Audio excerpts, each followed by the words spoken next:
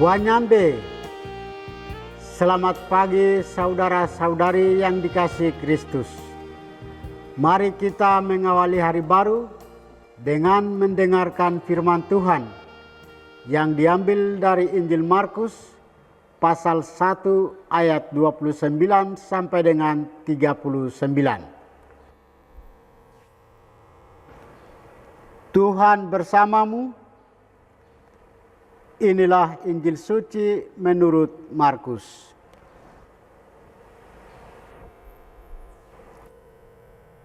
Sekeluarnya dari rumah ibadat di Kapernaum, Yesus dengan Yakobus dan Yohanes pergi ke rumah Simon dan Andreas.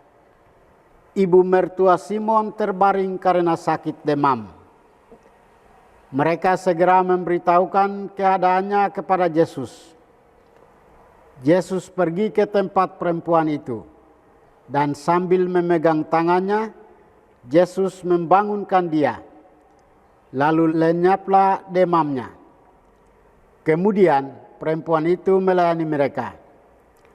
Menjelang malam, sesudah matahari terbenam, dibawalah kepada Yesus semua orang yang menderita sakit dan yang kerasukan setan.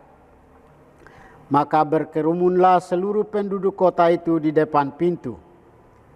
Ia menyembuhkan banyak orang yang menderita bermacam-macam penyakit dan mengusir banyak setan.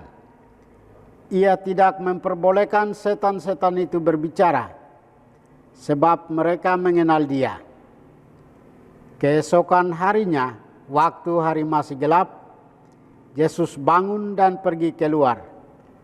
Ia pergi ke tempat yang sunyi dan berdoa di sana. Tetapi Simon dan kawan-kawannya menyusul Yesus. Waktu menemukan Yesus, mereka berkata, "Semua orang mencari Engkau." Jawab Yesus, "Marilah kita pergi ke tempat yang lain, ke kota-kota yang berdekatan, supaya di sana juga aku memberitakan Injil, karena untuk itu aku telah datang."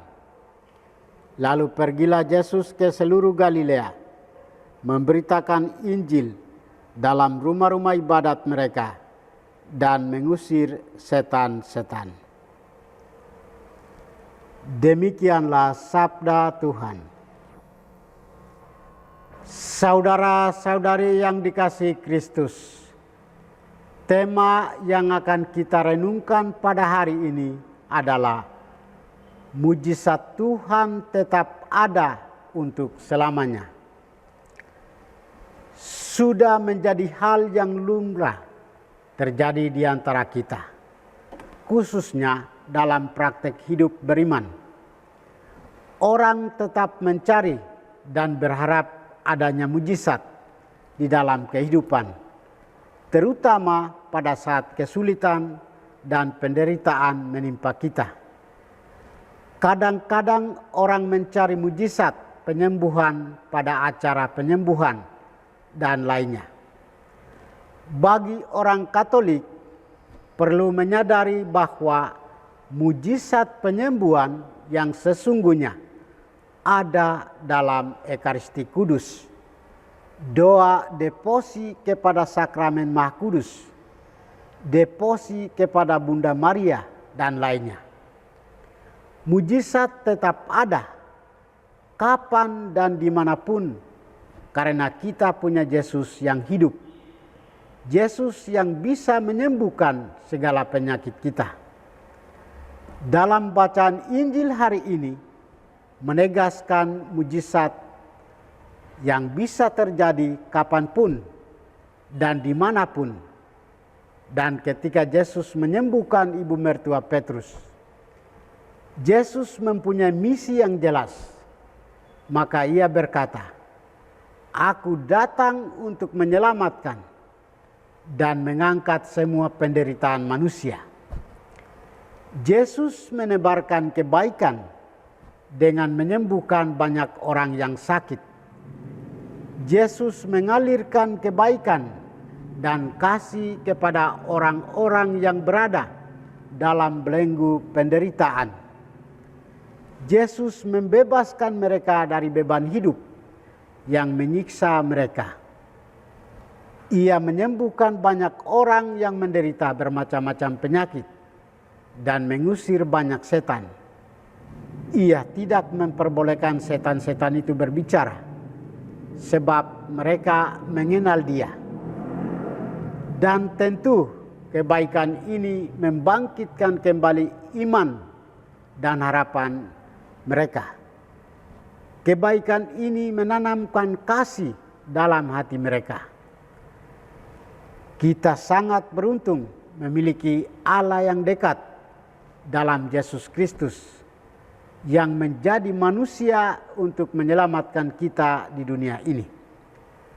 Saudara-saudari, panggilan hidup orang Kristiani adalah untuk menebarkan kebaikan.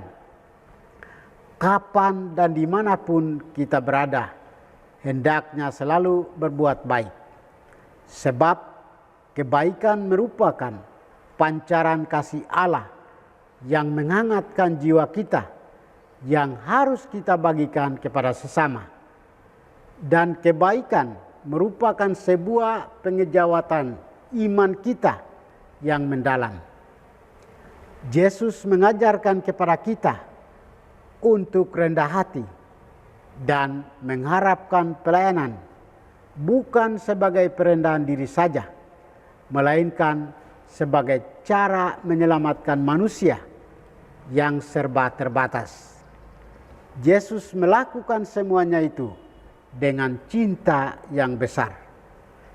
Kedekatannya dengan para murid, khususnya Petrus, mendorong Yesus untuk melakukan sesuatu yang bisa menjawab kebutuhan mereka.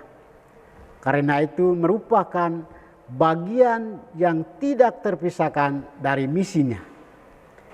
Misi Yesus yaitu menyelamatkan manusia dan mengangkat penderitaan manusia. Maka ada dua hal penting yang bisa kita renungkan. Pertama, menjalin kedekatan bersama Yesus sebagai tuntutan dasar jika kita berharap ada mujizat terjadi. Relasi dengannya yang semakin intim dan hangat menjadi undangan untuk kita semua jika berharap terjadi mujizat di antara kita. Kedua, mujizat itu hak prerogatif Yesus, bukan milik kita. Sekalipun kita mempunyai relasi yang sangat dekat dengannya, bukan otomatis akan terjadi banyak mujizat dalam hidup kita. Sebab mujizat itu benar-benar sebagai anugerah dari Yesus untuk kita.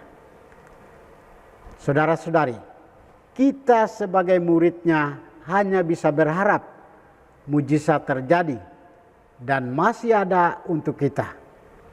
Kita diajak untuk berjuang selalu dalam menebarkan kebaikan dimanapun kita berada. Pancaran kebaikan kita walaupun kecil sangat berarti bagi yang membutuhkannya. Kebaikan itu menjadi berkat bagi mereka karena dengannya membuahkan sukacita dalam hidup kebersamaan. Sebab kebaikan itulah yang mendatangkan sebuah mujizat bagi kehidupan kita. Tuhan memberkati kita. Marilah kita berdoa. Tuhan, pagi ini kembali kami naikkan syukur dan permohonan. Terima kasih sudah menjaga kami saat kami tidur maupun bangun. Terima kasih untuk udara sejuk dan segar pagi ini. Bukalah mata hati kami, mampukan kami memandang kemurahan dan karya-Mu, serta memuji dan memuliakan-Mu melalui pekerjaan dan pelayanan kami hari ini. Bimbinglah kami selalu untuk menyadari kesalahan kami dan bertobat, sehingga kami sungguh rendah hati, mau membuka hati, dan siap menerima rahmat-Mu yang tinggal dalam hati kami. Kristus terang dunia, berkatilah keluarga kami. Jadikanlah kami alat kasih-Mu, dan pantaskanlah kami menjadi hamba-Mu yang setia. Demi Kristus Tuhan dan pengantara kami. Tuhan bersamamu, semoga kita sekalian, orang-orang yang kita kasihi dan doakan, seluruh aktivitas kita hari ini dilindungi, dibimbing, dan diberkati oleh berkat Allah yang Maha Kuasa. Dalam nama Bapa dan Putra dan Roh Kudus. Amin.